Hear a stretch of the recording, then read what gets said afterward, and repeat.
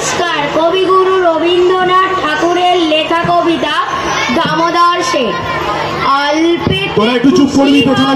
দামোদর শেঠ কি মুরগির মোয়া চাই চাই ভাজা বেটকি, আনবে কটকি জুতো মটকিতে ঘি এনো, জলপাইগুড়ি থেকে এনো কই জিওনো, চাঁদনিতে পাওয়া যাবে বোয়ালের পেটকি, চিনে বাজারের থেকে এনো তো গরম চা, কাকড়ার ডিম চাই চাই যে গরম চা, না হয় খরচা হবে মাথা হবে হেঁটকি, মনে রেখো বড় মাপে করা চাই আয়োজন, কলে বর খাটো নয় 3 মণ প্রায় ওজন, খোঁজ নিও ঝরিয়াতে জিলিপির রেট কি।